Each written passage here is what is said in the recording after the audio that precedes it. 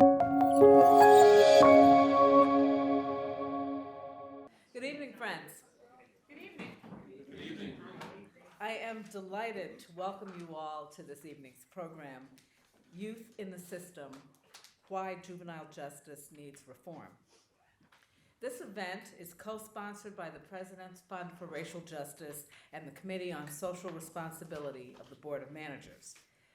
For those of you who might not be familiar with it, the Committee on Social Responsibility of the Board is charged with, and I quote, reflecting upon the college's commitment in association with the fulfillment of its institutional mission to prepare and motivate students to engage issues of social responsibility facing our communities and societies, and to set their own paths as responsible citizens towards shaping a more inclusive, just, and compassionate world. This is the only committee of the Board of Managers that comprises not only managers, but also students, staff, and faculty members. Tonight's event is the third in a series of programs sponsored by the Social Responsibility Committee that are designed to engage our community in thinking together about what it means to live, work, and lead in a multiracial, diverse, and inclusive democracy. I want to take this opportunity to thank Meg Gebhardt, Elisa Giardinelli, and Pam Shropshire for all they did to make this event possible. Thank you all so much for your extraordinary efforts. Tonight's program was organized by Professor of Political Science Keith Reeves of the class of '88 and Associate Professor of Political Science and Executive Director of the Lang Center, Ben Berger. Joining us this evening as panelists are Antone Henshaw, Serge Hyland, and Professor Sam Lemon. New York State Inspector General Lucy Lang, a member of the class of '03, and also a member of the Board of Managers, will moderate this conversation. Tonight's program was inspired by The Arc Toward Justice, a podcast written, narrated, and produced by Jack Picorni, a member of the class of '19, with production management by Maggie O'Neill, class of '18, and Professor Keith Reeves. The podcast tells the story of Alexander McClay Williams, a 16-year-old African-American man who, in 1931, became the youngest person ever to be executed by the Commonwealth of Pennsylvania. According to the ACLU, in the past 2 years, almost 50 states have overhauled their juvenile justice laws, allowing more youths to be tried as adults and scrapping long-time protections to help rehabilitate delinquent kids and prevent future crimes. The Arc Towards Justice podcast will initiate a conversation that examines the often excessive punishment of young people in our criminal justice system and the intersections of race, inequality, and mass incarceration in the United States. Tonight's panel includes formerly incarcerated scholars who are now community leaders, activists, and community partners of the Lang Center for Civic and Social Responsibility. Now, before I turn the program over to our moderator, Lucy Lang, let me say just a few words about her.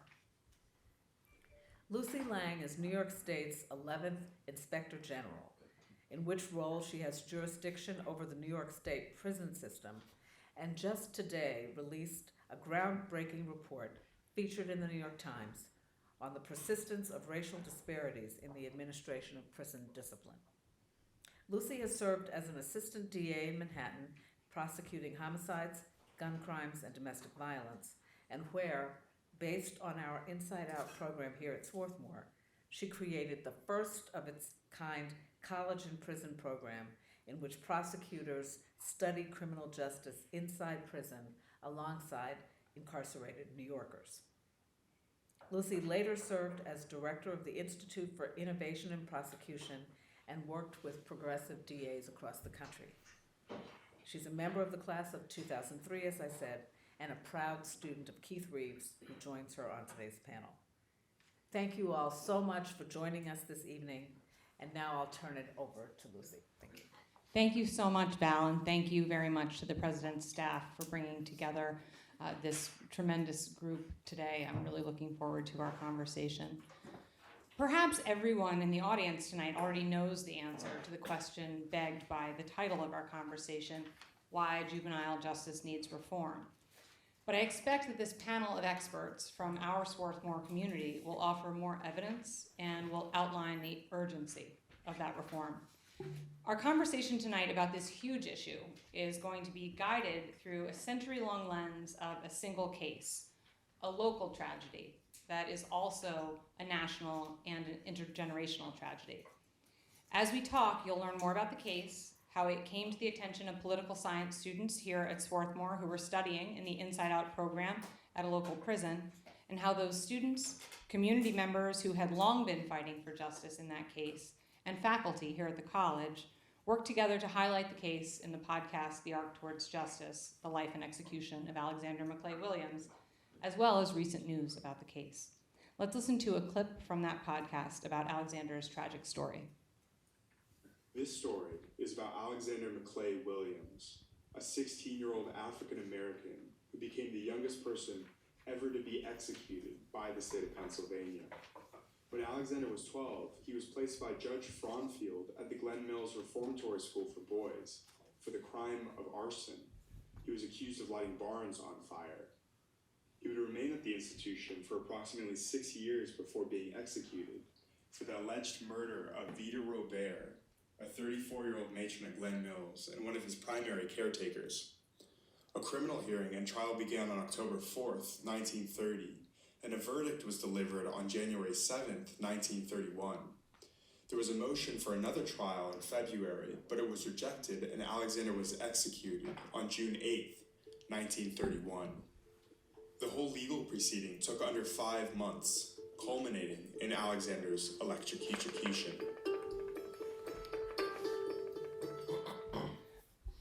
I am honored to introduce tonight's panelists.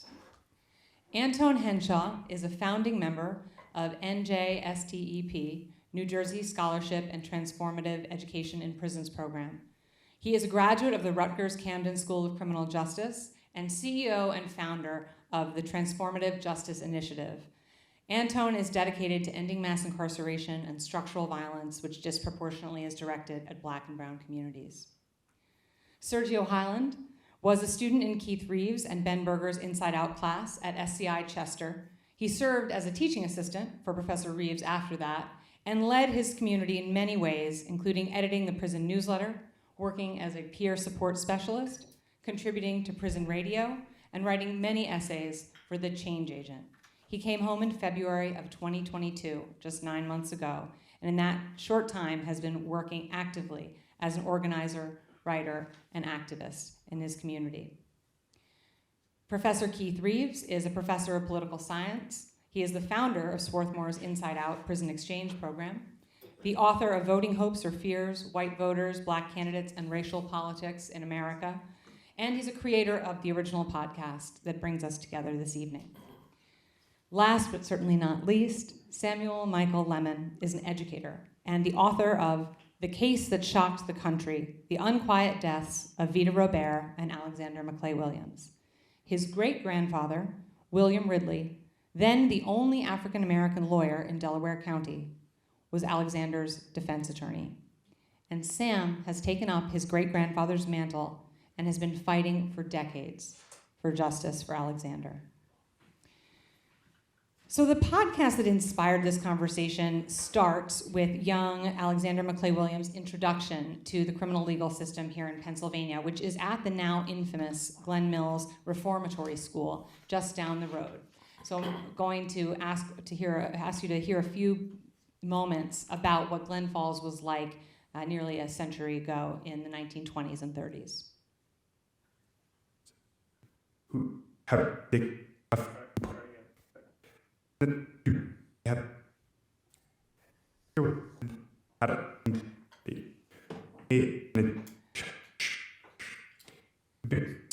really tested this a lot before, and it always worked, right? So I had like 5 times I came early. It's going to work this time, though. Don't worry. Needless needless to say, Yeah, you go. It was not- You go not ahead. Yeah. a great place to be when Alexander was there in the late 1920s, and you'll hear more about that as we go forward. But I want to fast forward from Glen Mills and talk a bit about where we are today. So, Serge, given your own experience in the youth justice system here in Pennsylvania, what would you say has changed over time? How would you describe it now? Do I have to push this or is it on? It's on. Okay. So I was at Glen Mills in the mid to late 90s when the scandal, which was just unearthed just a couple of years ago, really started to really begin. And Glen Mills represents itself as a reformatory, a place where boys can go to change their lives, but it's really just another institution of abuse and of torture and intimidation where young boys go there and are beaten into submission on every level for the smallest infractions, something like not tying their shoes or not looking a staff member in their eyes. These are things that we spoke about back then. We let our parents know. We tried to inform the public, and nobody believed us.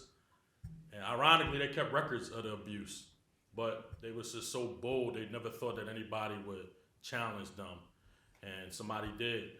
And so it probably is not or wasn't as blatant as it was when Alexander was there, but it still was just as bad. It went more from a physical torture to a psychological one, and which is in some ways worse. I was supposed to do 12 months there. I ended up doing 18 months, and the only reason why they let me go is because they couldn't hold me there any longer. These schools are modeled after prisons. Their staff members are intentionally very athletic, very intimidating looking. They're there to put fear into you, and this is the message that we send to our children. And there's something else I'll say about this as we go on, but I don't want to take up all the time right now. But there's definitely more that I want to get into on Glen Mills and the link between how juveniles enter the carceral state in Pennsylvania.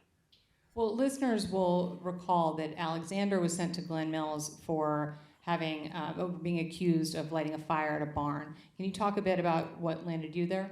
Yeah, so I was actually in the 9th grade, and I wrote on a wall in school.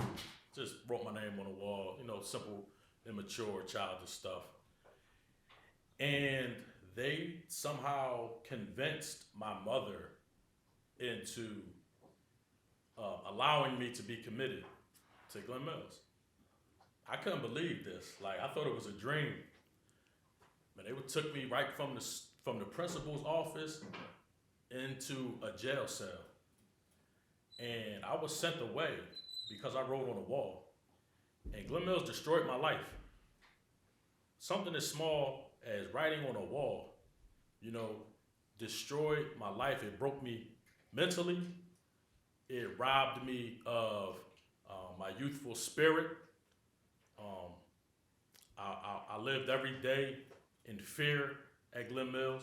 I was actually one of the plaintiffs on the lawsuit until some brilliant judge ruled that statute of limitation won't be waived. So only people who were abused within 2 years were allowed to get justice.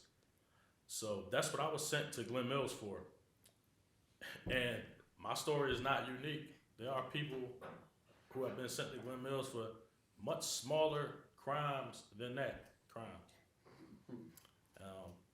So that right there is what really started my relationship with Pennsylvania and the so-called criminal justice system. Sam, what first brought Glen Mills to your attention? What made you start to care about it? And can you offer some perspective? Absolutely. Thank you. I first learned the story of Alexander McClay Williams when I was about 10 years old. I was living with my grandmother in the house that her father, William Ridley, had bought in 1920. I live in that house today. And the story just really stayed with me. She had one small clipping from, I think it was January 6th, 1931, about his trial. And the dynamics of the case, a popular matron at the school, brutally murdered, stabbed 47 times with an ice pick, 3 broken ribs, fractured skull. And I couldn't imagine why a boy, and I prefer to refer to him as a boy because he was only 16. And there was much concerted effort to portray him as 18, even going as far as forging official documents. So he was not an adult. He was a juvenile. And so as I grew older, I worked for Delaware County Children and Youth Services for many years, and that honed my interest in the case. I was able to contact the then school superintendent, took a tour of the facilities, certain places I wanted to see, like where Vida Robert was murdered. Talked to their historical archivist, who told me back in those days, and the school was run, as Serge said, like a prison. It was a prison for boys. It was run by a former military officer. It was very strict. Alexander had been flogged a number of times. On one occasion, as many as 40 lashes. In the late 20s and 30s, even the U.S. Navy was not flogging sailors at that point. So, I developed this deep interest and began to reach out to his family members. William Faulkner says the past is never dead. In fact, it's not even past. And, Serge is alluding to all of those transgressions and crimes against young people, boys and young men at that school. They continued on for decades, And it was the oldest, reformatory school in the country. So, I began to look at his case and as time went on, other situations, certainly like, Khalif Browder and Trayvon Martin. And I spent a lot of time researching George Stinney Jr., who at 14 was the youngest person executed in the 20th century in South Carolina. The dynamics of his case and Alexander's case were very, very close. And I used a lot of my arguments regarding, the Stinney case and the Stinney, arguments for, my own research. And so I was able to, through the Bar Association, get connected with Rob Keller Jr., my friend and attorney who worked 7 years pro bono on this case. He had a good relationship with our then new district attorney, and Jack and Stolzheimer, and he set up a meeting over a year ago with Tanner Rouse, who was here, and Jack, and they immediately saw the egregious transgressions of this case and violations of constitutional rights. I was expecting a little bit more of an argument because we had been in court in the past and we were not well received. Rob actually took a lot of heat from the judge, who was very strongly on the side of the then district attorney's office. So it took this kind of alignment of the planets. We had to wait until the case finally caught up with the times. But this is not a body of isolated cases, as Serge said. This is almost like a body of criminal law that deserves its own sort of categorization and research and legal arguments. Because as in the case of Alexander and George Stinney Jr. and others, the system, and it's not to paint everybody with a broad brush. I mean, thank God for Jack Stolzheimer and Tanner and Judge Kelly, who also immediately saw how wrong what happened to Alexander was. But the system is designed to exploit young people, particularly people with learning disabilities like Alexander's had, particularly people who are poor, who can't afford high-priced attorneys. The Kids for Cash scandal in Luzerne County, in which the president judge and associate judge were getting kickbacks from the private vendor of a detention center that destroyed children's lives. So I'm really grateful to be here today and to work with Keith, Professor Reeves, and look at this as something that is a whole bigger than its parts. And this is something that people need to know about, and we need to make more of an impact in our country. And I think the time is right for that. Tone, you have dedicated your life to addressing these kind of injustices. What brought you to the kind of work that you do? Like Serge, though I was born here in the state of Pennsylvania, my father took us over to New Jersey at the age of 4. And by the time I turned 17, I became justice impacted, and I was literally thrown away. I would never had any prior criminal justice contact, no criminal record, no nothing. And I find myself entangled in the justice system and wind up serving a 30-year to life sentence in New Jersey State Prison. I went straight, I didn't go to a juvenile facility, I went straight 5'4", 118 pounds to an adult male facility, which is Trenton State Prison, now known as New Jersey State Prison. And I was sent there to die. I was literally thrown away. There was no way that you could look at me at an institutional classification committee and think that I would survive inside an adult male facility, right? And then later on, as I became educated and I didn't succumb to what their plans were, like I was told by an administrator that I would never leave prison, I would die, right? Only way I would leave this institution was on my back and with a tag on my toe. Right, and imagine being told that as a child and growing up in prison.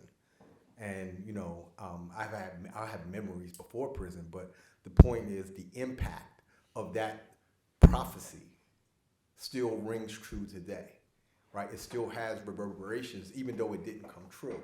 I still remember it. I still fight it and struggle against it because it didn't mean that it would never happen.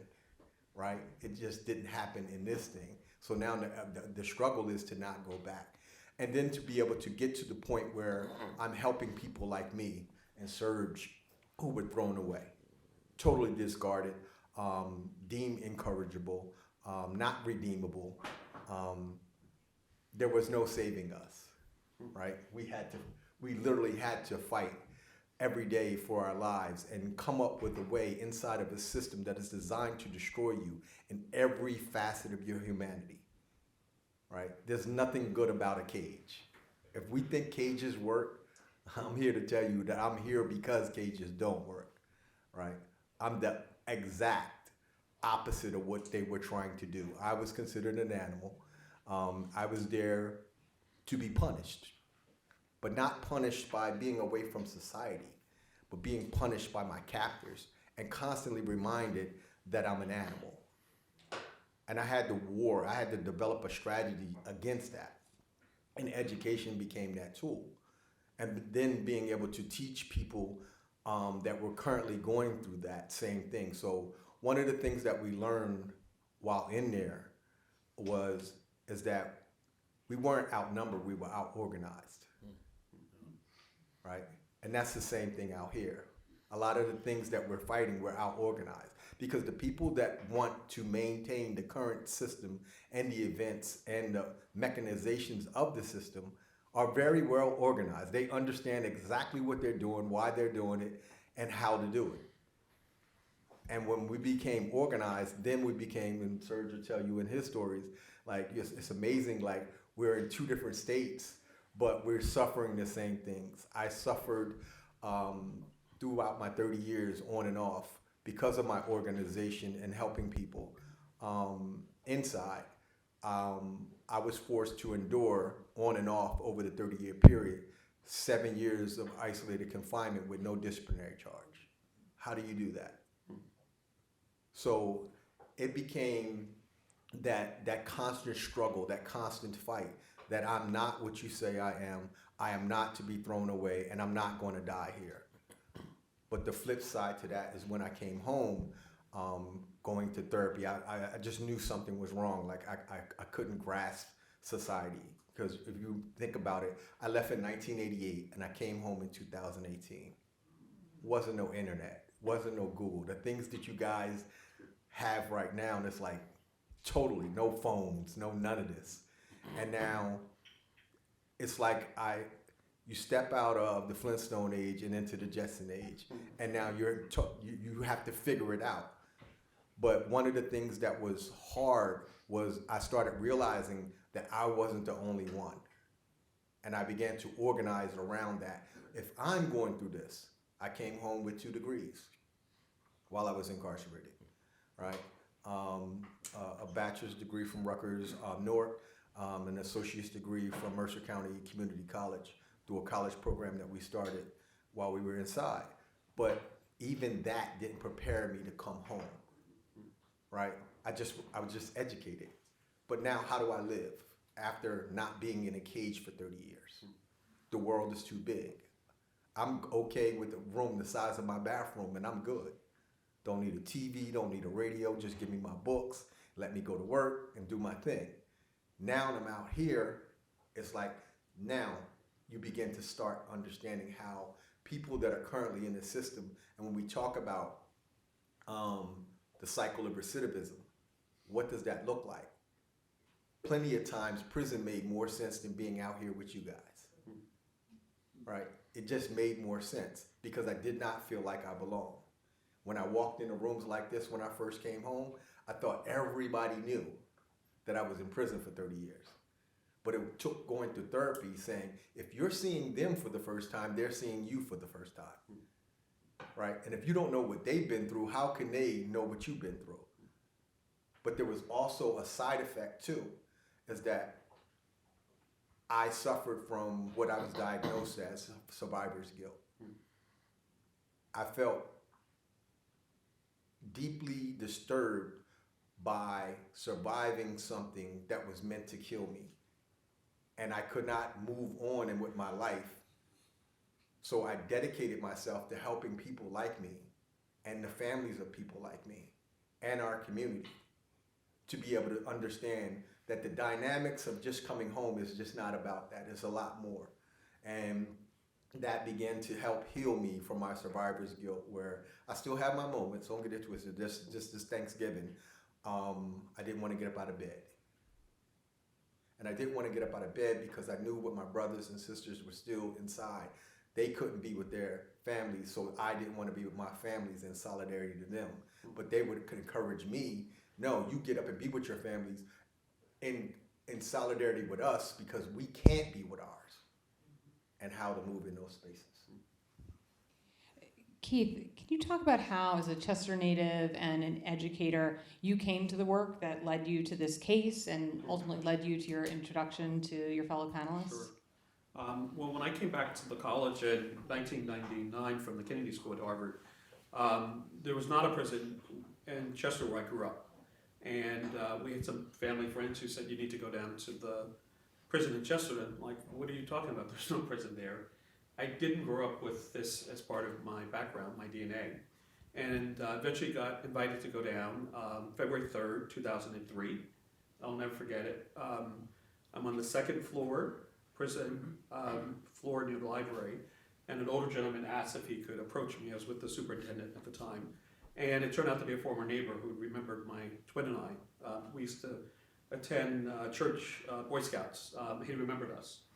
And the short story is he and I started a writing campaign from that February to September of 2003.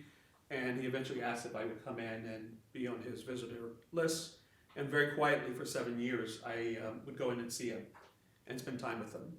And it was in that space that I began to realize that there was something here to explore. And I happened to be doing American Politics one session, mentioned that there was a class of citizens who were not eligible to vote.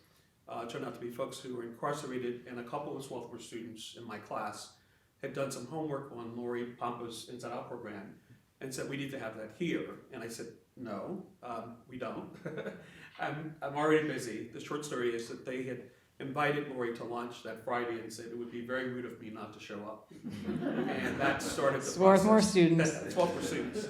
And so even though I'd been doing work, mentoring and doing policy work, I wasn't arrogant enough to know that or to think that I could go and teach, much less bring students into a prison space with incarcerated students.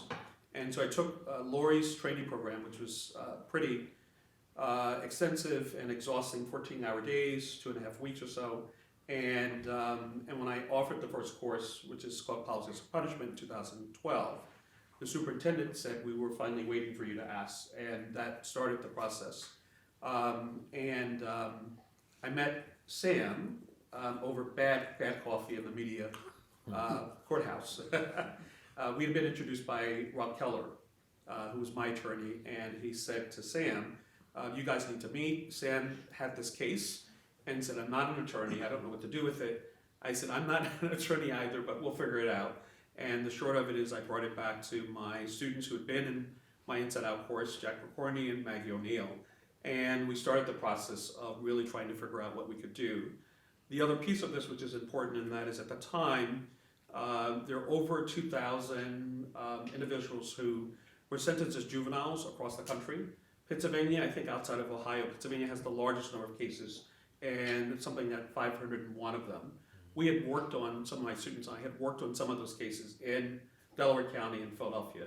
So when Sam brought the case to me, and then having a chance to spend my Inside Out class with students like Serge, and we had a few other juvenile students as well, it was natural for us to take the case.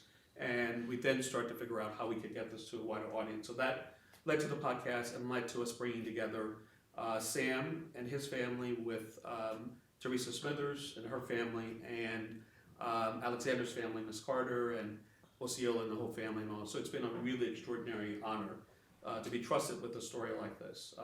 And wonderfully, we have the original trial transcript, which is in our possession, which we're thrilled about. So you really can't talk about juvenile justice, in my view, without taking on the evidentiary question related to confessions. And confession played really the critical role in ultimately in Sam's conviction, rather in Alexander's conviction. Sam, who's avoided conviction to date. Sam, can you talk a little bit about the role the confession played? St. Augustine said, Lord, make me chaste, but not just yet. It took me about 5 hours to read the entire 300-page trial transcript. I'd been bugging the district attorney's office for years. I kept getting rebuffed. No, we don't have anything. We don't know. Those records are gone, blah, blah, blah. Mary Schaefer, who was a correspondent, reporter with the Philly Inquirer, filed a Freedom of Information Act request. Magically, a trial transcript appeared, along with some other documents. She told me about it because I had been in contact with her about the case. I read it, and frankly, it was heartbreaking to read. You think of court documents as being kind of old and boring and, that sort of thing. But when you read how they framed this kid without even trying to hide what they did, it was really saddening and maddening and disappointing that the system could work so deliberately badly. Alexander was interrogated 5 or 6 times without an attorney or a parent present. He was just kind of left to his own devices. The school superintendent said at one point, I had him so mixed up, he didn't know what he was saying. And so they gaslighted him very skillfully. And the superintendent at the time had been a former prison psychologist at the Indiana School for Boys. So I after years of searching, I found 2 pictures of Alexander, because even his family didn't have any. The first one was sent to me by a niece of Vida Roberts, and it shows Alexander sitting next to William J. McCarter, then the DA of Delaware County, who's waving the murder weapon in front of Alexander. And it appears to me very clearly that Alexander's left eye is a black eye. So, you interrogate someone 5 or 6 times, especially a juvenile, who are much more easier to converse, to threaten, and they will often confess to crimes they didn't commit because they think that the system will work, that it'll get figured out. They'll let me go home, and it didn't happen that way. And if you read these there are 3 transcribed confessions. Each one is more adult and more lurid and more detailed than one before. This was a kid who had a learning disability. He didn't write these confessions. And what was perhaps most shocking in reading the trial transcript was that the confessions, his statements outside of the confessions were read in court. His statements were read in court. He actually did not testify. But William Ridley, the defense counsel, challenged the confessions in court, and he was asking one of the detectives, a guy named Trestrel, how did you get this confession? And so the county detective says, oh well, I went to the county prison. I got a release for him, and I took him to the district attorney's office. And Ridley said, no. How did you get him? How did you get him? What did you actually do? He said, well, I gave this paper to the local magistrate. He said, well, did you tell the magistrate why you were removing him from prison? And he said, no, because he was only supposed to be removed from prison not to give confessions, but to attend a further hearing. And so the detective essentially lied by omission, by hiding the real reason why they were taking Alexander out of prison to record these three confessions. And so Ridley brings this up in court, and the judge interjects, and he says, well, so what is it? What if this be true? What if this be true? What materiality has it? A converse. A forced confession. And Ridley says, well, it's just to show the methods that they use to get this confession. And the judge overruled it. So the judge was acting in concert with the district attorney at that time, knowingly accepting a coerced confession. And so the confessions were very powerful because there really was very little direct evidence that tied Alexander to the murder of Vida Robert, who incidentally, he lived in, they had a cottage system.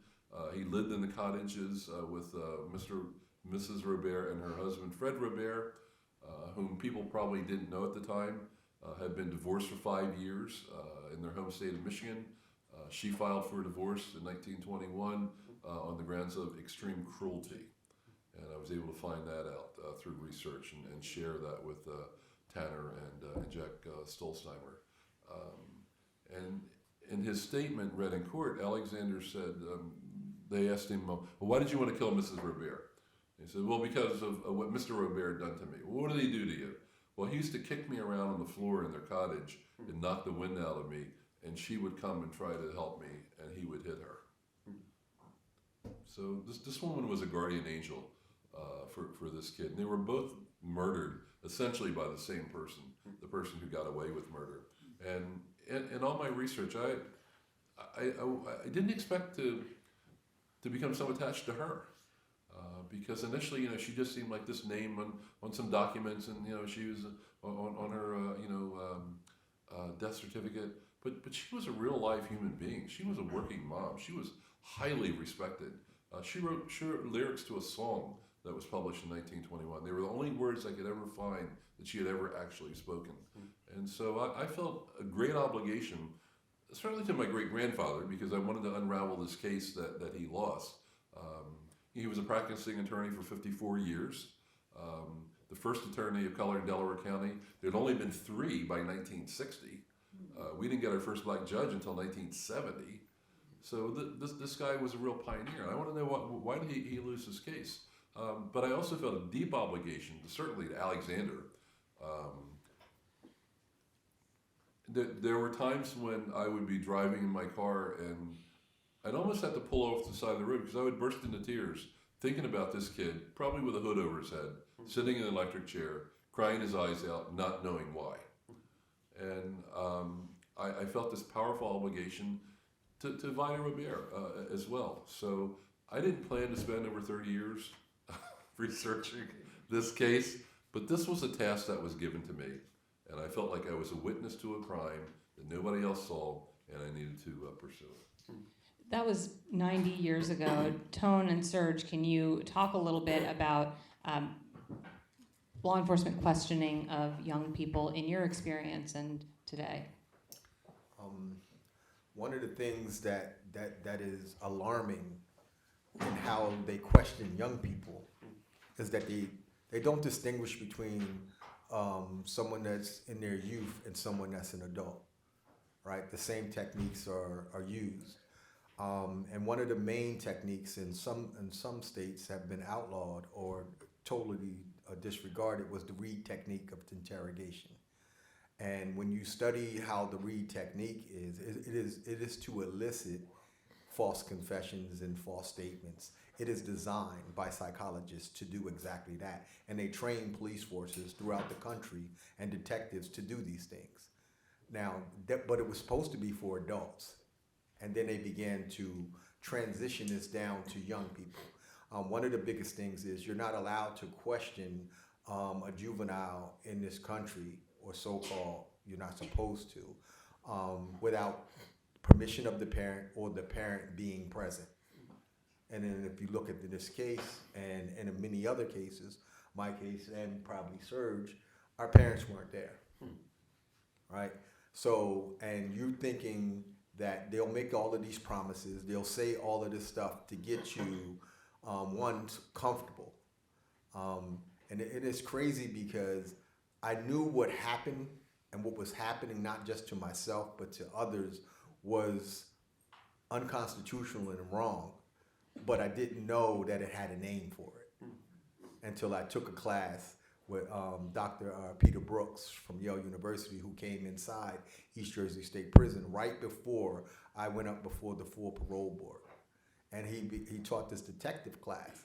And he had this whole presentation on the Reed technique of interrogation. And immediately I looked at it and was like, yo, that's what happened to me. And then I went back to the block. So we called the wings that we lock on, it's the same thing as the streets, we call it blocks. So I went back to the blocks and I was like, yo, did they do this to y'all? And almost every person that I asked was like, yeah, that's how they did it. This is what they did. My mom wasn't there, or no parents were there if they were in our age bracket. And what I found was this was very deliberate and intentional to create the outcomes that they wanted. And one of the fortunate things I was able to do was when I walked into the parole board inside the initial prison that I initially went to, I had to go back to that. I wound up getting transferred out. And I had to come back to New Jersey State Prison and sit in the visiting hall and now be judged by 12 people that were mostly former law enforcement and judges and prosecutors and things like that. And they were invoking the same thing that sent me to prison 30 years ago. But because of what Professor Peter Brooks was bringing to my attention, this time I didn't succumb to it. I was able to see how the techniques and how the questions were leading me in order to elicit incriminating responses that would keep me in prison, right? I had one, he was a psych for the state in New Jersey. He was a psychologist. And he said, well, you got your first body, you got this, and you was a top guy in the prison, you worked in the law library, you make a lot of money, your name and prestige. So this was all designed to get me to brag and boast about myself, right? And if you're not strong enough, if you don't learn the techniques of the Reed technique, right, you will succumb to them. And he was making statements, right? And I'm just sharing this brief piece with you. These were statements. I'm there to answer. This is an interview, right? When you go before the parole board, it's an interview to see if you still pose a threat to the citizens of your state, and or if you're worthy of being released or serving the discretionary portion of your sentence in the community. And what wound up happening was he made all of these bold accusations of me, and I didn't say anything.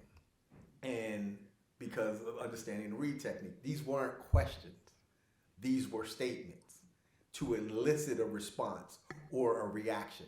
And because I didn't have any, he says, well, you're not going to say anything? I said, you made a statement. You didn't ask me a question. I'm here to answer questions, and I don't mean that in no disrespectful way.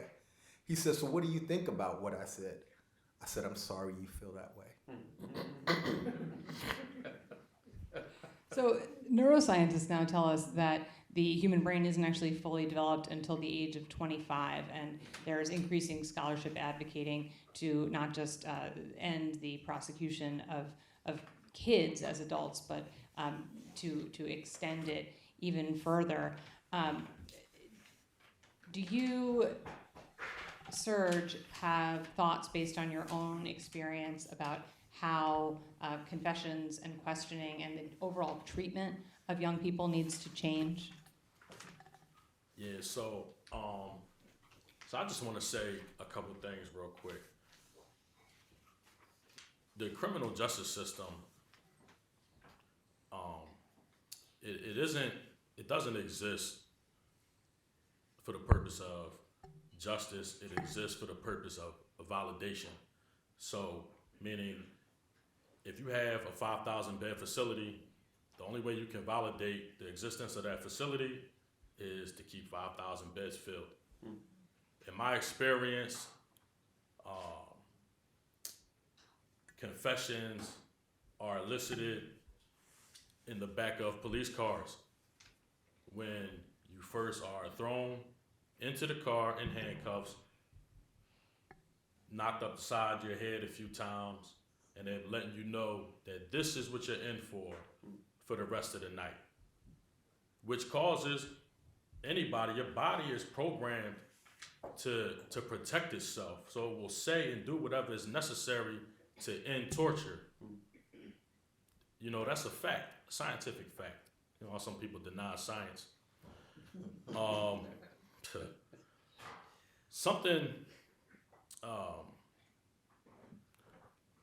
The thing about Philadelphia in particular is that Philadelphia is still like one of the few cities in the entire nation who doesn't have cameras and other recording devices in their interrogation rooms.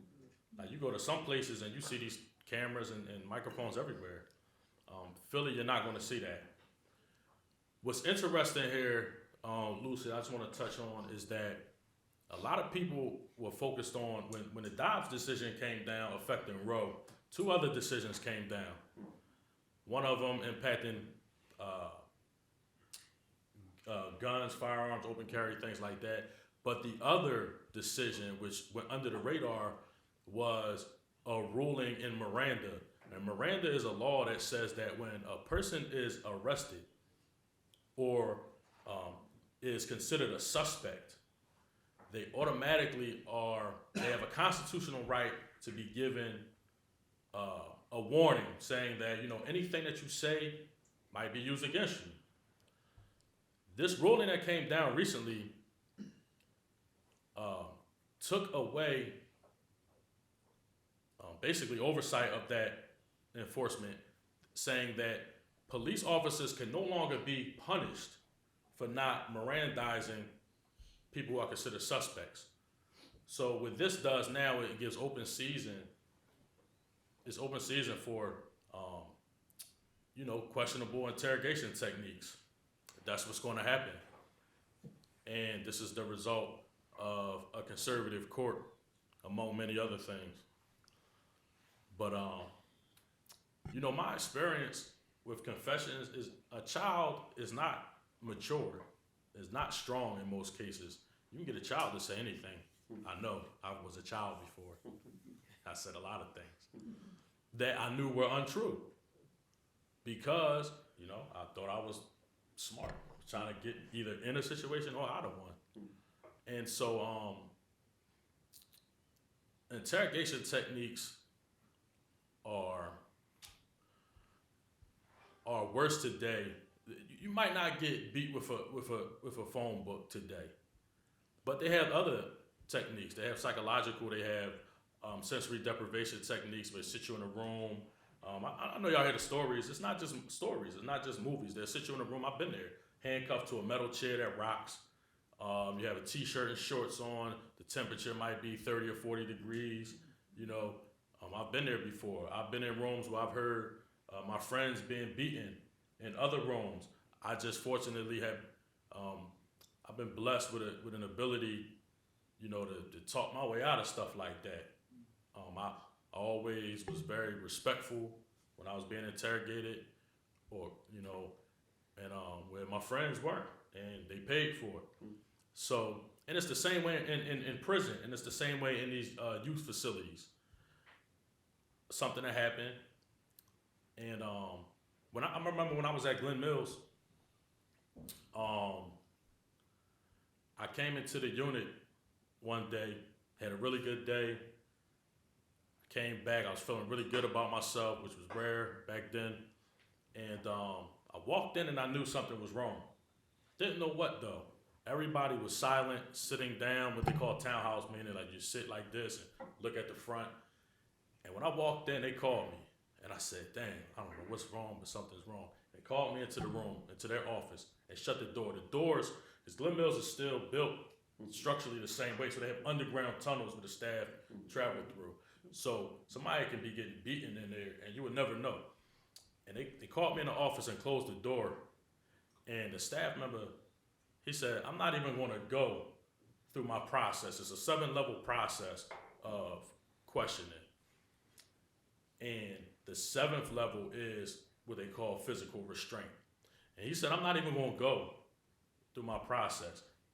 This right here is level 6. And he asked me a question, and I didn't know the answer. And he smacked the crap out of me. And I fought back. And I was beaten severely for it, and it was documented. And they thought I was crazy for trying to fight back. That's all a part of their interrogation tactics. It's not just a police thing, it's an authority thing. You know, when you give people authority over others, you know, it's abused. So we need to be aware of these things. It can happen to anybody, you know, anybody, you, your friends, your children, your parents, anybody, nobody is exempt. You've all talked about the trauma that accompanies young people's experience in the criminal legal system. Keith, how do you see that manifest itself in your incarcerated students? It's a great question. My sense in the research suggests that something like 30% of folks who are incarcerated have some kind of mental illness. Some of it diagnosed, some of it not. We saw it in our incarcerated students. We started with sophomore students. Serge would know this because we were together for 2 years. But for me, the human touch is important. And so normally when I come in, I'm not allowed to touch the students. But when they come out to greet us, I always pull them aside, give them a bear hug, and whisper something affirmative in their ear. And normally the staff would say, Reeves, Doc, you're not supposed to touch them. But for me, knowing how important that human touch is and that connection was incredibly, incredibly important. So I had very kind of subtle, direct, sometimes not so subtle ways of trying to combat that. Our courses were incredible because we were able to build that connection. And oftentimes we would connect with the guys, the incarcerated students. I go back down for a particular session, and we had some tough sessions. I always, when we got back to campus, would connect with the sophomore students because I knew we had to debrief some things. And we spent a lot of time just kind of processing, trying to understand what had happened. We saw some pretty horrific things. And I know where all the cameras are, I know where all the microphones are. Serge and I talked about this at dinner. And so you wait because you also realize you're a guest in the facility. And it was our goal, my goal, to make sure we keep coming back because we knew how important it was, our presence, our connection, having class with them. And so my main focus was to make sure we were respectful, we were abiding by the rules, and where we could try to push back, help on the mental trauma piece to do that in a way that was respectful without trying to jeopardize our coming back every week because we knew the men were depending upon us. That right? Yeah, Serge? absolutely. Definitely depended on those classes. It was like an oasis in the desert. You know, we knew those classes took place once per week, and when they were canceled, we were like depressed. And we had to sit in the cell and just wait an entire week for those classes to come back. So it's funny what education can do.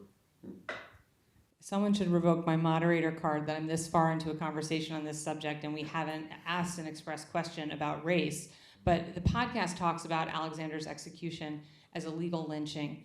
And Tone, I heard you the other day describe it similarly. I think you said that you saw what happened to Alexander as psychic violence to other black children. Can you talk a bit about what you mean by that? So, one of the biggest things when you talk about psychic violence, Dr. Amos Wilson, and a lot of his books that I read while we were inside, if I can psych you out, if I can get you to believe about this violence without ever having to actually implement the violence, I've already won, right? Because you've imagined the worst without actually feeling the consequences. But that is far more psychologically damaging than the actual beating or the hitting, right? You can heal from that, like especially if you didn't know it was coming. But if it's a constant weapon as a threat, right? So what they did with Alexander's death, what they said with it, what I took from it was any black or Latino child that is convicted, we will murder you. If you fall out of line, it's a methodology of social control, right? Using psychic violence. And it's intergenerational, right? It doesn't just stop because of 1930 and 1931, right? And when you look at our current climate, right? My grandmother would have this conversation with me when we were younger. I don't care what you do or ever did, never run from the police. And I would say, Nanny, why? He said, because that's the excuse that they'll use to shoot you in the back of the head. She became an instrument of that psychic violence, right? So she put it in my head and I would never run. And even when I was doing bad in the streets, I would encourage, because of that lesson, not to run. And then we would see what would happen to people that ran. Like, it wasn't that my grandmother was clairvoyant, right? She watched that excuse. You ran away from me. So a lot of these cases where unarmed black people are being shot and killed or running away from police, they're still doing it right now today. So, and when we look at how psychologically damaging and debilitating this is, right? To walk into, like Serge says, and somebody just hits you for absolutely no reason, and how dare you fight back, right? I'm going to make an example of you. And this was my entire, during my entire sentence, I was made the example of what not to do.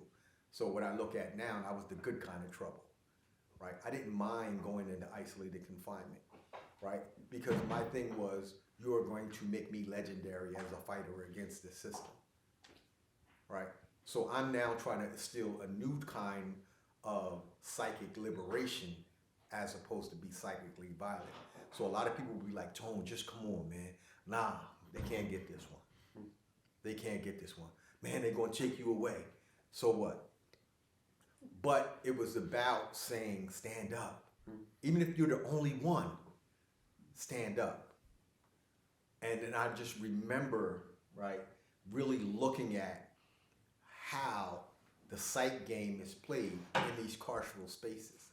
If I can make you afraid, I can make you do anything I want. But when you're not afraid, right, now you become a threat to them being able to control other people. Now we need to isolate you or destroy you. And most of the games they would play with me was trying to make me mentally unstable. And it wasn't until I think in my 25th year that they finally caught on what my strength was, right? Everybody said, you know, Samson, his hair and stuff like that. So when they would come to the cells, they was like, what is he doing all day? Like, we got him in these cells, no human contact. What is he doing? He said, all he does is read. And it took them all of those years to finally take my books. Right? And when they took my books, but by that time it was too late. Because now I would be beginning to recite a lot of the stuff and write poetry and rhymes and stuff based on the books as a form of liberation. So no, every time you do something in this psychically violent world, they will adjust, and then you have to readjust in order to stay liberated or succumb to the psychic violence that they're perpetuating on your person. I just want to say something about the psychological torture that young people face, and older people on the inside of prison. I did over 5 years straight in solitary confinement at SCI Green, which is the top supermax prison in the state of Pennsylvania. Is where they send you when no other prison wants to deal with you. And when I was there, several years after of me being in solitary confinement, I remember by this point, everybody had fallen off, like my family, my friends. I was by myself. I hadn't received a letter or a visit or anything in many years. And so I remember a guard who was just this nasty, mean guard, and he would always do things to get under our skin. And I remember that they passed mail out the same time every day. And when that mail truck comes on the block, everybody's on their door because everybody wants to feel loved, But I knew I didn't have anything coming. I never got mail. And I was just laying down in my bed when the truck stopped in front of my cell, and he said, "Highland, you have mail." And I couldn't believe it. Like, so many thoughts went through my head. Like, man, like, somebody loved me enough to write me. I'm excited. Who is it? I can't wait to see it. I don't care who it is. I just want to see it. I get to my door. He opens the slot like you do to give the mail. He showed me the mail, and then he ripped it in half and threw it in the trash can. I wanted to kill this guard. The rage that I felt inside of me, I can't even put into words. And I was young at that time, so I was emotionally immature, and if I could have gotten to him, I would have, because I have gotten to him before on the inside.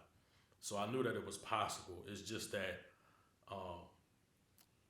he was sending a message to me that they control my life.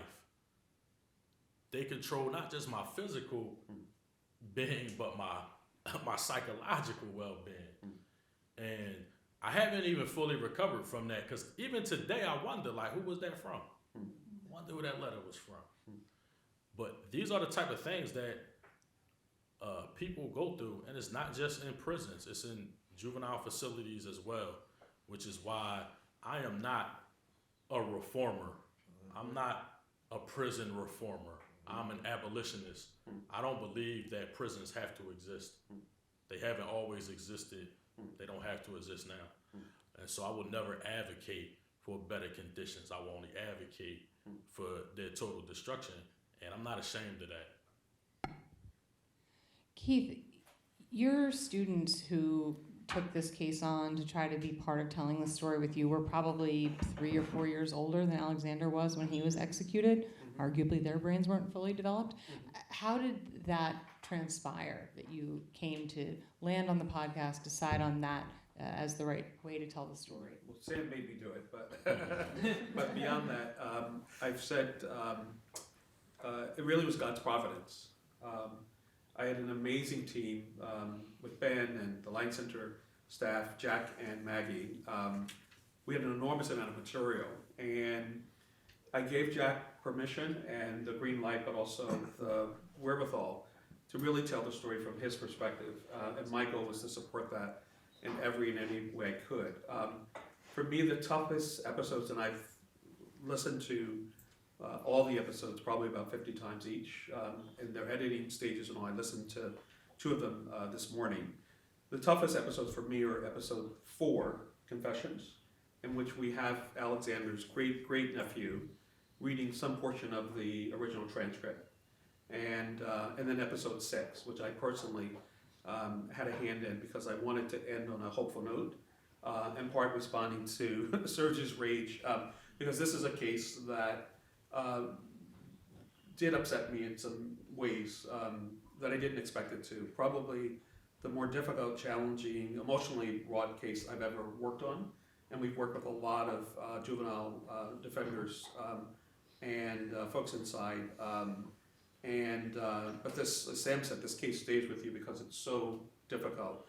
Knowing that Alexander had been dropped into the spider web of a maze that he couldn't get himself out of, and he had no one to help him. And I think for me, what was more enraging was when we, and Sam knows this, we went to court on a blistering, snowy day.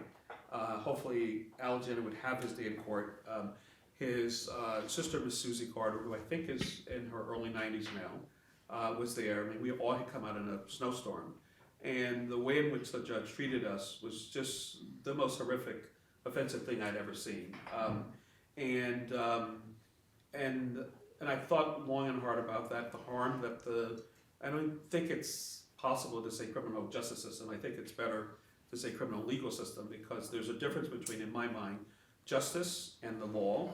And oftentimes, the law is not giving you justice, not even fairness.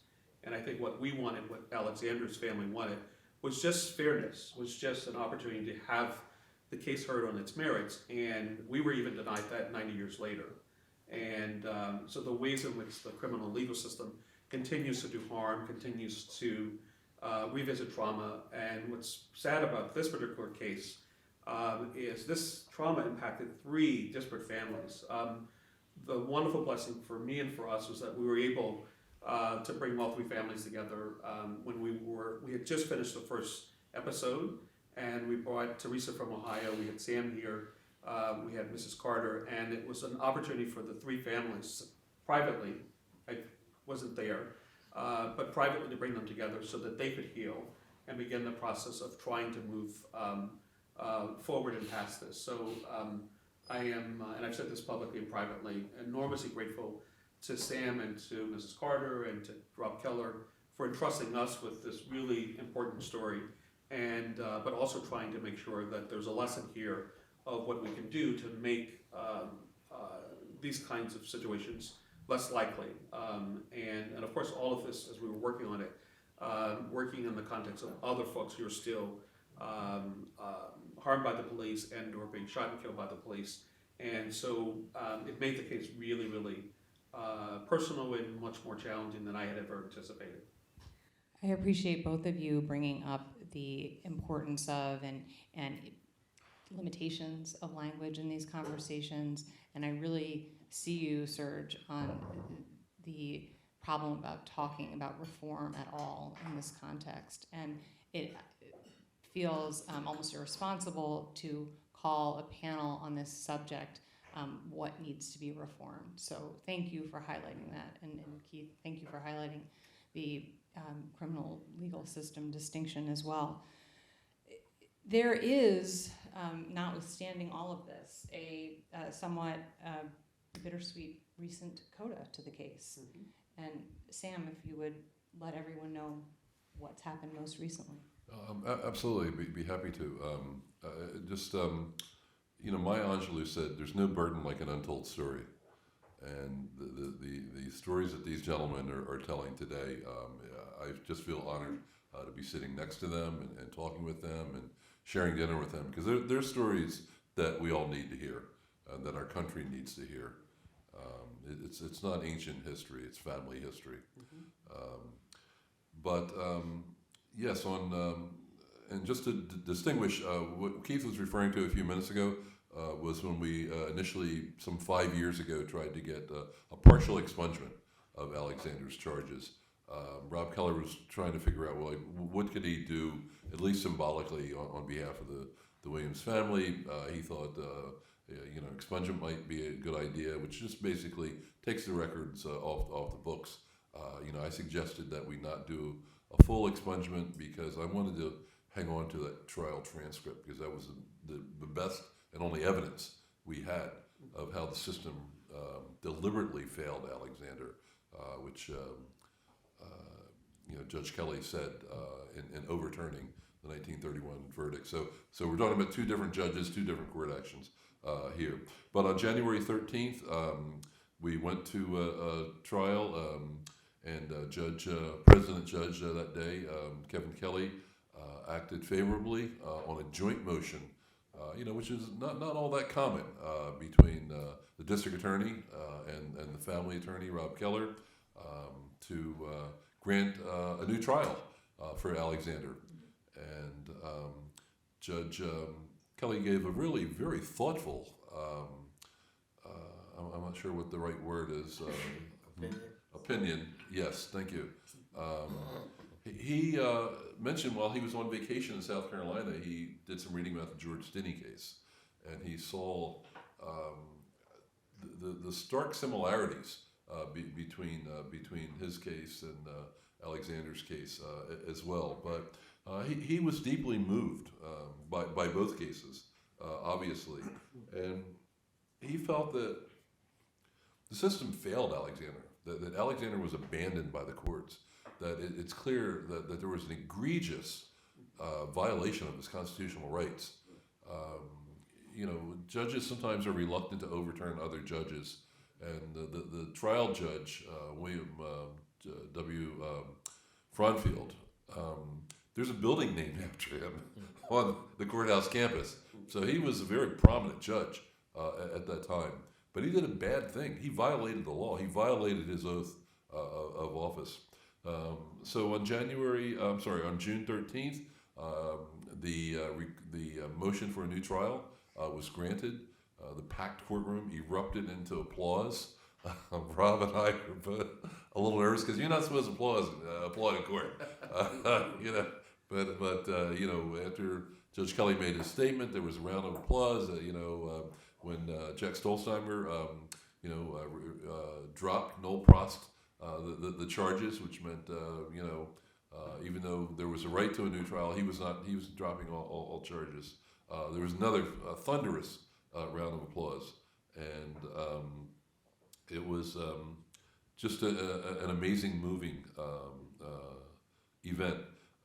Last month, I think it was August 17th, we held after winning getting the conviction overturned, I wrote to Lieutenant Governor Fetterman, who sits on the pardon board, and I wrote to him and shared information about the conviction being overturned, and I asked if he would consider a pardon of innocence. And there have been one or two in the past few years in our country.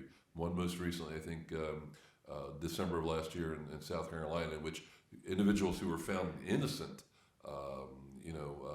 because typically a pardon is a commutation, or is at least a recognition that you've been punished for a crime that you committed.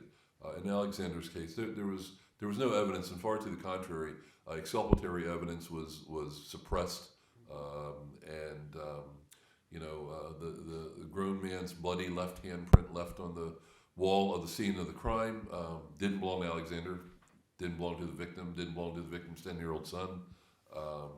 And the state police photographed it, two fingerprint experts examined it, and was never mentioned again.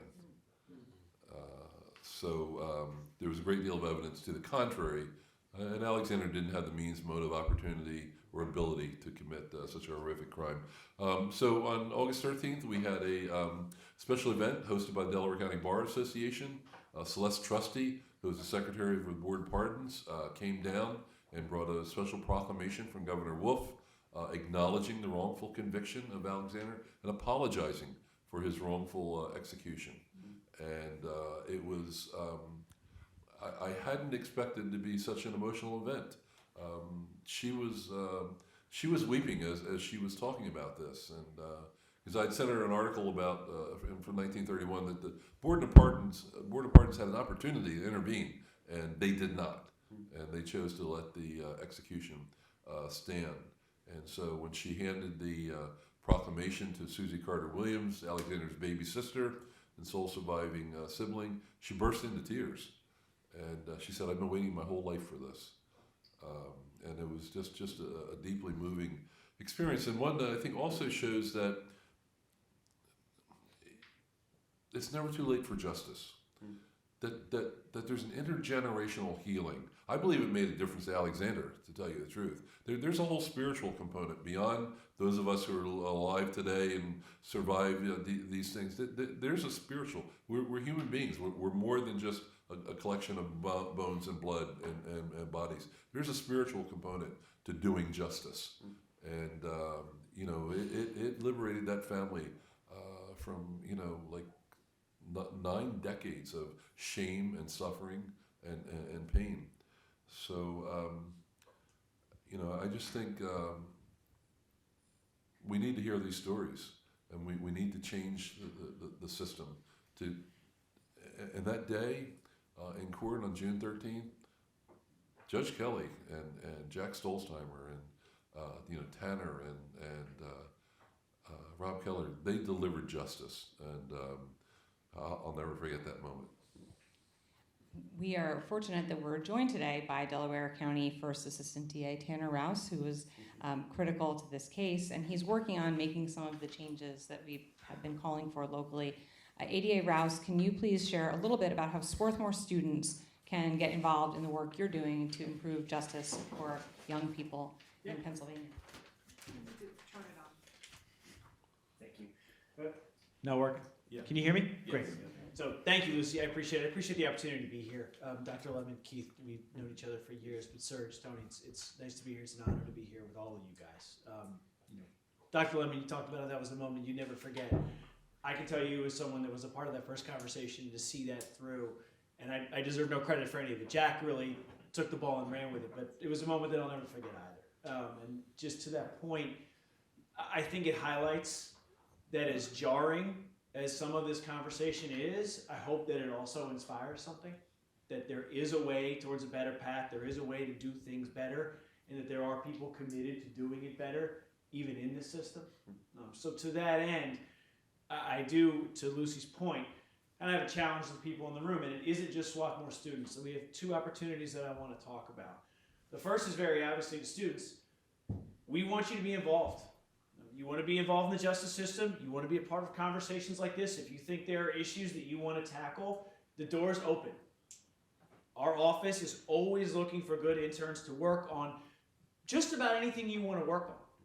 We have programs ranging from homicide trials to diversion programs to youth aid panels to bail review process that has let literally hundreds of people that would otherwise have been in jail out of jail. The prison population is now 1/3 less than it was when we started 3 years ago because of programs like that. If you want to be a part of these things, we can always use help, always, and we would love for you to be a part of it. Additionally, though, there are a lot of people here that I see that I don't believe, I won't be too ageist, but I don't believe are students. Got an intern in the front row right there. We need you too. We need you too. And very specifically, I have a challenge, and to many of you that are local, specifically there is a program that we just took over called Youth Aid Panels, and I think it's somewhat topical to what we've been talking about tonight. The Youth Aid Panels, and I was a panelist in Philadelphia. In Philadelphia, the district attorney's office ran this program, and it's statewide. Every county has one. But in Philadelphia, it was run by the DA's office, and what it was a team of volunteers throughout the city that when a youth was arrested, before they were actually processed, if that case was small, this was their first, maybe second arrest, you could actually send them to one of these panels that was comprised entirely of volunteers. It was not a law enforcement centered thing, who would, instead of having them go through the criminal justice system, and duly noted, Keith, I think that's a great point, it's the first I've ever heard it. The criminal legal system, I think, is a very fair way to assess that. But before they would go through the system, they would go to one of these panels, and we would try to craft for them some sort of kind of learning experience based on their interests, based on what they had done, graffiti, things of that nature, things exactly like what Serge was talking about. And if they did well with that, if they engaged with that process, rather than ever have them develop a record, rather than ever even put them into the system, the case was taken away and it was discharged. Well, when he came out here 3 years ago, one of the first things we wanted to tackle was seeing what we had in the youth aid panels, because we heard bad things. And then, of course, COVID hit, and there were no youth aid panels because there was nothing of the sort. There was no gathering. It became a nightmare. 3 years on, we finally got a chance to meet with the people that were running it out here. And when we asked how many towns have a panel, I got a piece of paper with handwritten notes that had a different number at the top from the number of towns tallied. no record of who was in it, no record of any successes. It was a disaster. So we've scrapped that, and the district attorney's office has now taken that over. People in my office, essentially pro bono, to try to build out a county-wide youth aid panel system that we can be proud of, that we can divert cases to, that youth can really get something out of. What would shock you, though, is how many towns don't have it, including right here in Swarthmore, including next door in Rutledge, including next door in Morton, including next door in Nether Providence.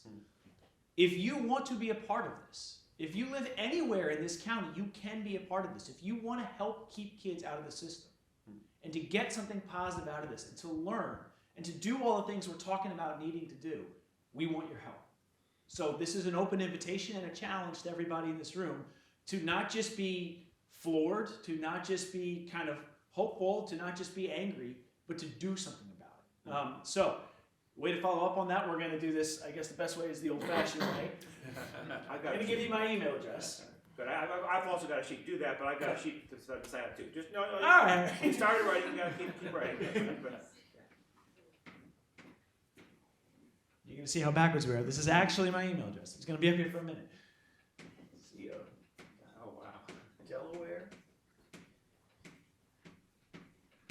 .pa. .us. So you know exactly where I work. Anytime. All you have to do is email me. We can put you in touch with the right people. We can put you to work. You can help. You can make a difference. You can be involved in literally any facet of the system you would like. So please take me up on it. Thank you, Tanner. And this being Swarthmore, we know that folks don't want to leave without more homework. So today's conversation would not have come together without Ben Berger's leadership, and he's going to share some additional resources and thoughts about what you can do to make your voice heard. Ben? Great. Thanks, Lucy. I'll be brief. I know we want to be getting out of here, but I do want to just let people know, you see how inspiring it is to be with people who have knowledge as well as experience. It's what we mean by engaged scholarship. So I have been deeply changed by the coursework I've done with Serge and Tone and many other folks that have been in our classes. I'm the one who's the better for it. But it is a two-way street. You heard what Serge was saying about when classes are missed, folks on the inside miss them too. We were able during the pandemic to put together with Tone and his grassroots organization, Transformative Justice Initiative, these side-by-side classes, because they were all Zoom classes, where 4 classes in the pandemic year, 2 each semester, were joined by, via Zoom by 4 different formerly incarcerated scholars who made the classes so much richer. Imagine reading Foucault and talking about it in a breakout room or in person with somebody who actually has learned. Am I? No. I was in one of those. Oh yeah, sorry. I thought I was not being picked up after my awful experience with the computer sound over there. Thank you. Yes. So it's a transfer. You read text differently. You are learning. You're reading text, or the Apology of Plato's Apology of Socrates. Right? You read that differently when you're talking with people who have been through what we've been talking about up here. So one thing you can do is sign up for the classes once we're able to go back into the prisons. But also, I'm going to turn this back over to Tone, because what we do with Engaged Scholarship is try to talk about and act on things like policy, but with people who have been affected by the situations. We're not out here studying this over there. We're with people who are affected and who are experts. And we're learning from their expertise and doing things with them. So Tone, if you could just tell us a little bit about it. I've got a sign-up sheet for any students who want to be forming a group to work with TJI. Think about where Swarthmore is. We're so blessed in location. Yes, we're like in an arboretum. That's beautiful. 10 minutes from Chester. We're 25, 30 minutes from Philadelphia and Camden. Camden's as close as Philadelphia, basically, as well as less than 2 hours from Harrisburg, from New York, from DC. We are in a position to do things. And so I want to talk about Camden here with you, Tone, a couple of things that students might be able to do with TJI that are relevant to what we're talking about today if they want to sign up on the sheet that I have for a student group. To Serge's point, one of the biggest things that we learned tonight, at dinner, my senior thesis was on amending the 13th and ending slavery, right? Currently, I'm still a slave of the state of New Jersey. I'm on parole for the rest of my life. I had to literally ask for permission to come here tonight, right? And if I go somewhere and have to go there over 24 hours, I need what we call a slave pass. So I'm here asking for anybody who is interested in supporting our effort. I don't know if you guys know, but 5 states have put it on their ballot to end slavery. We need to be doing that in Pennsylvania, in New Jersey, and in surrounding tri-state areas. Last year, we got it all the way to the referendum, but one of our senators, Senator Sweeney, and Coughlin refused to put it on the ballot last year. So we got it all through the Senate and the Assembly in New Jersey to end slavery in our state. Why do we want to end slavery? Because everybody thinks that it's over and it's not, right? I'm living proof that, I'm still a slave. I don't identify as that, but the system identifies me as that. I do not have full autonomy over my body and my movement. I must report, I must be surveilled. I am serving the discretionary portion of my plantation sentence in the community with you guys, right? Anybody that's on parole or any form of supervision is an extension of the slave making and living process. So what I'm asking is for support. We want to come together and do Amend the 13th. We have an Amend the 13th in New Jersey. We want to work with Surge with the Amended 13th in Pennsylvania. This is where I'm born. I love where I was born, you know what I mean? And it's good to be back where my beginning started. It took a long time to get here, but I'm here. And we need help. We also, to Surge's point, we don't want to reform systems that are fundamentally flawed and designed to do exactly what they're doing. Right? We want to transform them. To Tanner's point, how do we come up with innovative ways, right, to transform things that we know are woefully false? That's about having panels like this and coming together, right? I'm not just a subject matter expert because I was incarcerated. I'm a subject matter expert because I work hard at ending incarceration, just like Serge and the rest of the people on this panel. So what we're asking, we need people to help us build infrastructure and how to get social media. I don't know nothing about social media, but I have a podcast on Facebook, and everybody's telling me nobody listens to Facebook. Nobody's on Facebook. Well, how would I know that? Facebook didn't exist in 1988. Right? So this is where we need that new infusion of life and innovative help to become not just interns, but community partners, right? Collaborators in the ways we can't do it without you guys. We can't do it without everybody, right? This is a moment of what we call not just restorative justice, but restorative healing. And we can't heal in vacuums. We have to heal together. And anybody that wants to support, we want to bring a lot of this stuff and the things that we know how to do and the things that we don't know how to do, we want to learn from you guys. But we have to do this together. We can't transform systems, right? And I was just today in court all morning. Picture me in court, right? Bringing young brothers and sisters home in the family court system in Camden, New Jersey. First day back after the pandemic, 32 months, 36 months. And I'm watching a mother cry because her son is now being released before I came. It was an hour before I came over to Swarthmore. He was locked up for the last 6 months.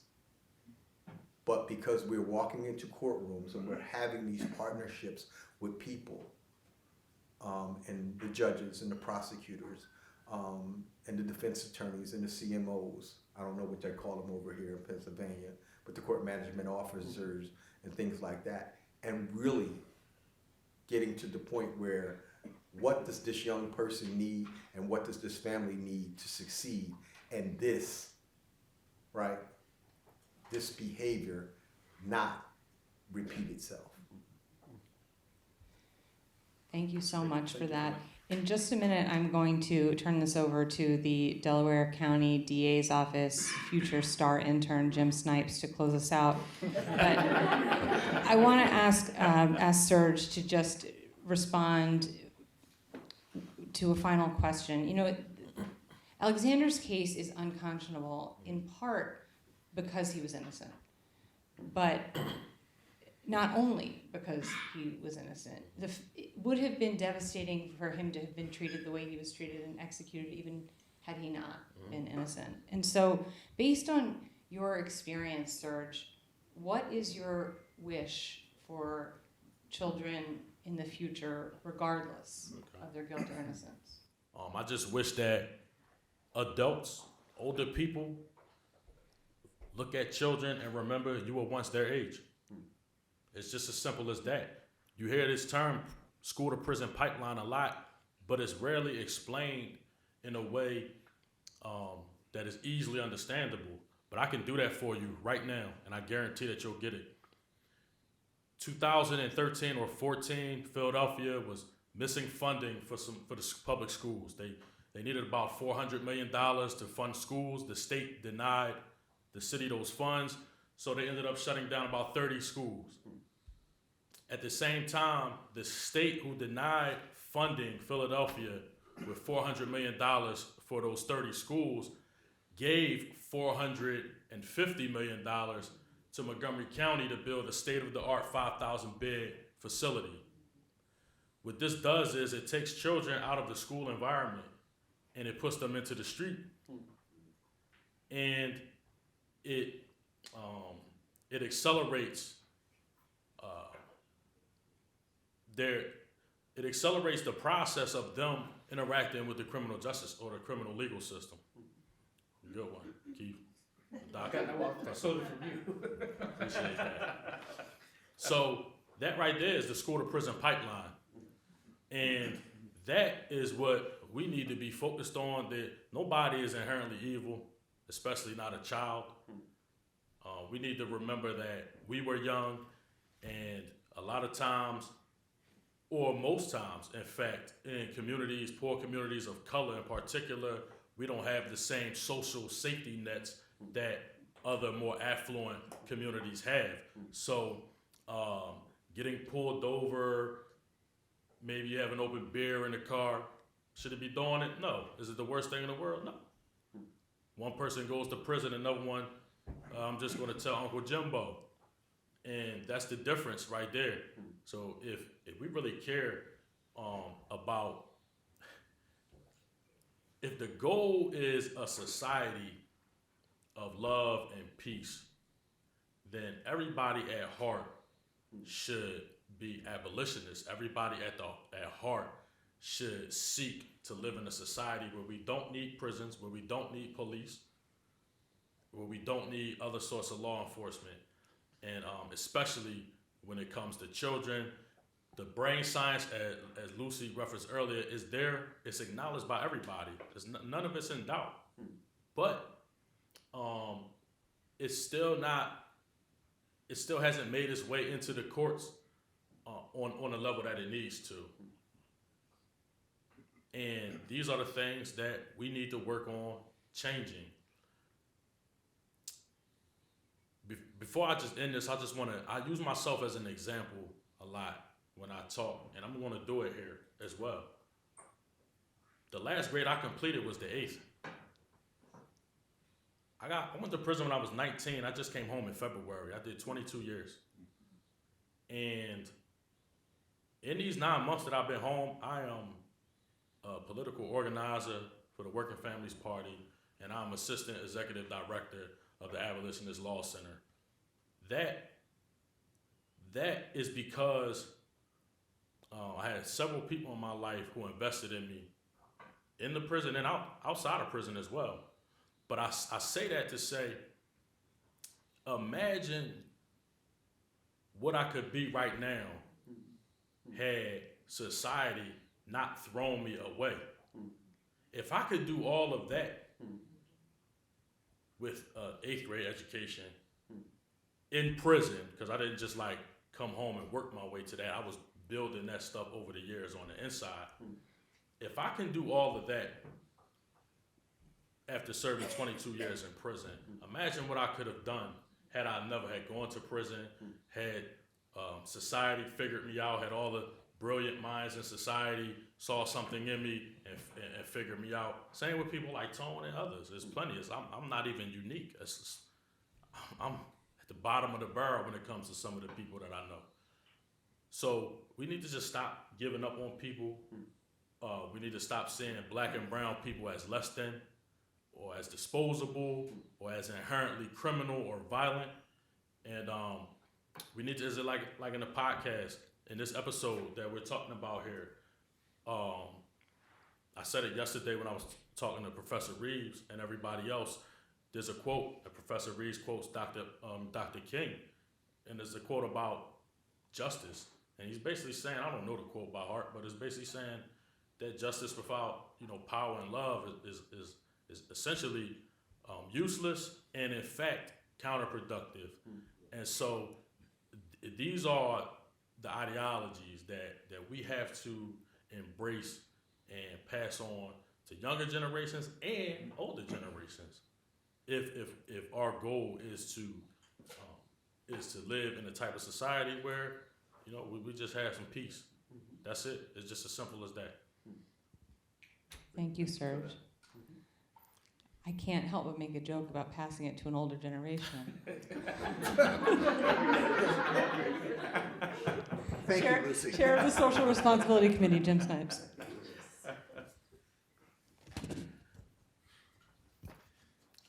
I have some prepared remarks here, but I have to start by saying how profoundly moving I found the discussion this evening, and particularly the shared personal experience, Tone, Sam, Serge. So I hope we'll all acknowledge and thank you for that.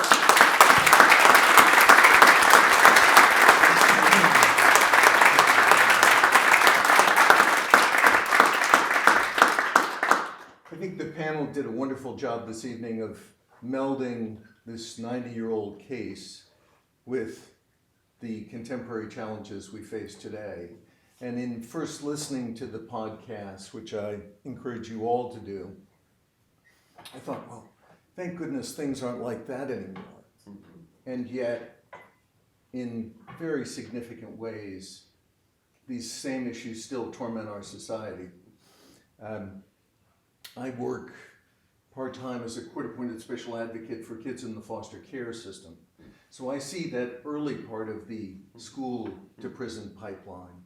And what I see is often kids of color victimized by trauma, going to schools, acting out, written off as oppositional, diverted to special education, often ending up in residential treatment facilities where they endure the same kinds of treatment, Serge, that you described at Glen Mills. So this is with us in the juvenile justice system, it's with us in the foster care system, and our public school systems to some extent. So thank you for shining a light on this incredibly important issue for us. On behalf of the Social Responsibility Committee, I'd like once again to thank all of you, to Lucy for a beautiful job moderating and lifting up these voices, to Keith for conceiving and organizing this with Ben Berger's help.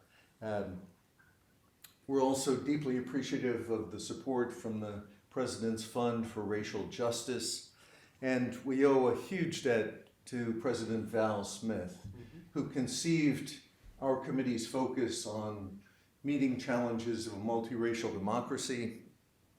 She has been a terrific partner for us in every step of our work. Finally, I'd like to thank all of you for joining us this evening. This is our committee's first in-person event, and we are delighted to see you here. We hope there will be future events and that we will see you here again. Thanks very much and good evening. Thank you, Jim.